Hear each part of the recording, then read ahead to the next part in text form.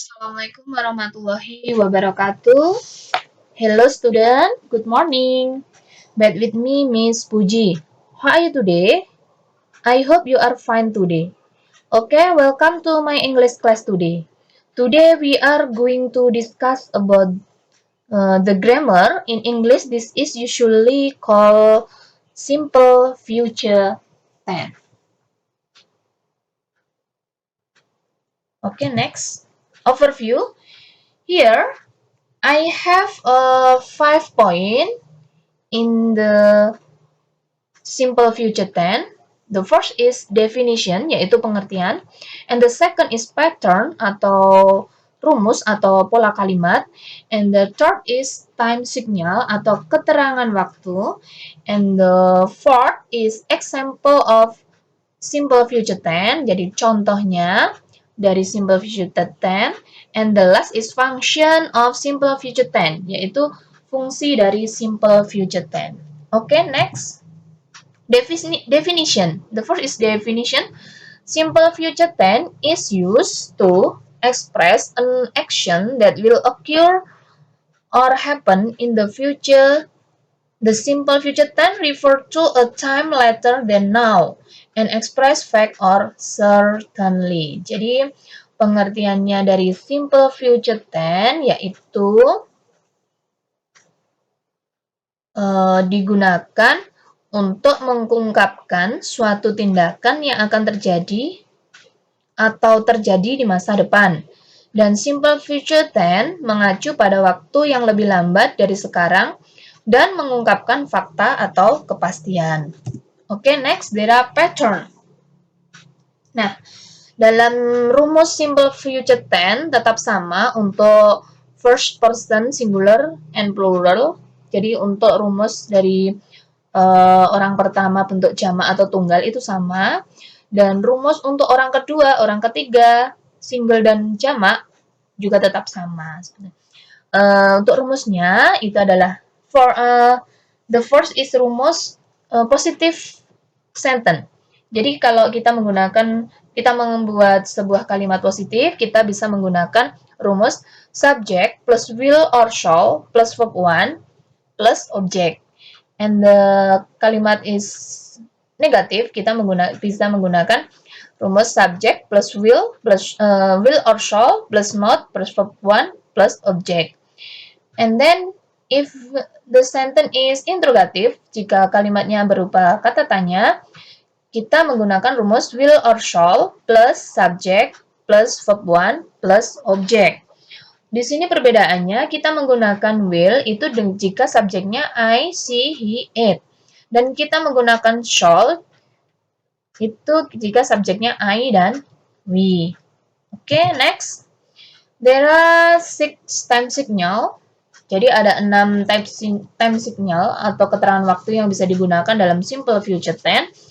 The first is tomorrow yang artinya besok, and the second is next yang artinya yang akan datang, and the third is soon artinya segera, and the fourth is later artinya kemudian, and the five is tonight artinya malam ini, and the last is if yaitu artinya jika. For example, in here there are example about simple future tense. The first is she will come here tomorrow. Dia akan datang ke sini besok. And the second is will you help me please? Akankah kamu menolong saya? And the last example is she will help you if you ask her for a help politely. Dia akan menolongmu jika kamu meminta bantuan kepadanya dengan sopan. Itu contoh dari simple future tense. And the next function of simple future tense. Jadi di sini ada beberapa fungsi dari simple future tense. Yang pertama adalah menyatakan hal yang akan dilakukan di masa depan atau dalam waktu dekat di masa mendatang. For example, they will be home late tonight. Mereka akan terlambat sampai di rumah nanti malam. Dan fungsi yang kedua, membuat keputusan spontan saat berbicara. For example, I forgot to phone my father. I will phone him now. yang artinya saya lupa menelpon ayahku dan saya akan menelponnya sekarang. Fungsi yang ketiga, menyatakan keputusan yang sudah dibuat sebelumnya. For example, is they are going to see a dentist this Friday. Jadi, mereka akan ke dokter gigi hari Jumat ini. Fungsi yang keempat adalah prediksi masa mendatang atau merupakan perkiraan atau pendapat saja. For example, I wonder where I will be 20 years from now. Saya penasaran, saya akan ada di mana 20 tahun dari sekarang. Dan fungsi yang kelima adalah sebagai pengandaian yang mungkin terjadi dalam waktu dekat di masa mendatang. For example, he will be upset if John is late again. Jadi contohnya adalah dia akan kesal jika John terlambat lagi. Dan fungsi yang keenam yaitu sebagai tawaran untuk melakukan sesuatu or offering to do something. For example, that bag looks heavy. I will help you with it. Jadi di sini contohnya adalah tas itu tampaknya berat. Saya akan membantu Anda mengangkatnya.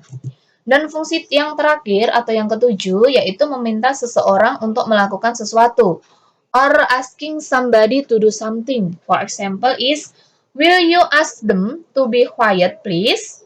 I am preparing for an exam. Jadi di sini contohnya adalah artinya maukah kamu meminta mereka untuk tenang? Saya sedang mempersiapkan ujian. Itu adalah contohnya. Fungsinya. Oke.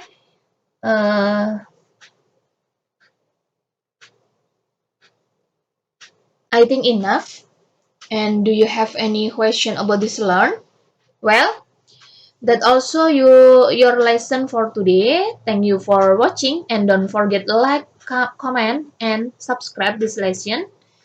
And here, Miss have a segment that is a make 10 sentence with use to simple future tense. Jadi ibu mempunyai tugas untuk kalian yaitu membuat 10 kalimat dengan menggunakan simple future tense. Ingat tadi kita bisa menggunakan will atau shall jika kita menggunakan will jika subjeknya I, he, she, it.